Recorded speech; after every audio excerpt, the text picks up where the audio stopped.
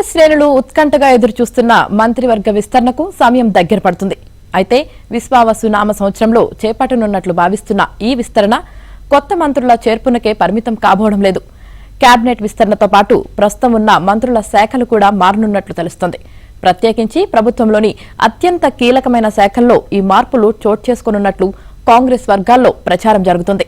తెలంగాణ మంత్రివర్గ విస్తరణపై ఇటీవల ఢిల్లీలో CM Revanth Reddy, deputy CM బట్టి విక్రమార్క, టీపీసీసీ చీఫ్ మహేష్ కుమార్ గౌడ్, మంత్రి ఉత్తమ్ కుమార్ రెడ్డి, పార్టీ రాష్ట్ర వ్యవహారాల ఇన్ఛార్జ్ మీనాక్షి నటరాజన్తో పార్టీ అధిష్టానం చర్చలు జరిపిన విషయం తెలిసిందే.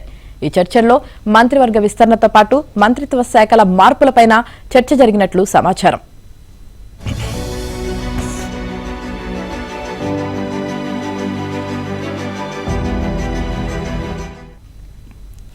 విస్తరణలో భాగంగా ఎవరెవరికి మంత్రివర్గంలో చోటు కల్పించాలి, వారికి ఏ శాఖలు కేటాయించాలన్నది ప్రస్తుతం కాంగ్రెస్ అధిష్టానం కోర్టులో ఉంది. ఇటీవల ఢిల్లీలో జరిగిన సమావేశంలో దీనిపై CM Revanth Reddy, deputy CM బట్టి విక్రమార్క పార్టీ నేతల అభిప్రాయాలను అధిష్టానం పెద్దలు తీసుకున్నారు.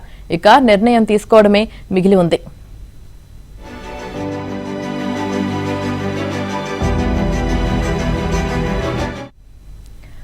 కొత్త మంత్రులకు సీఎం రేవంత్ వద్ద ఉన్న శాఖలతో పాటు ఇతర మంత్రుల వద్ద అదనంగా ఉన్న శాఖల్లో ఏ శాఖలను కేటాయించాలన్న దానిపైన కసరత్తు చేస్తున్నట్లు పేర్కొంటున్నారు. అయితే విద్యాశాఖ, హోంశాఖను మాత్రం సీఎం రేవంత్ రెడ్డి తన వద్దనే ఉంచుకునే అవకాశముందని ప్రచారం జరుగుతోంది.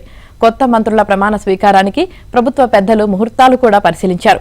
ఉగాది రోజుతో పాటు ఏప్రిల్ 2 సాయంత్రం, ఏప్రిల్ 3, 4 తేదీల్లో ఉదయం బాగుంటుందంటూ అధిష్టానానికి వారు సమాచారం ఇచ్చినట్లు తెలుస్తుంది. మంత్రివర్గ విస్తరణ, శాఖల మార్పుపై అధిష్టానం తుది నిర్ణయాన్ని ప్రకటించగానే ప్రమాణ స్వీకారానికి ముహూర్తాన్ని ఖరారు చేయనున్నట్లు చెబుతున్నారు.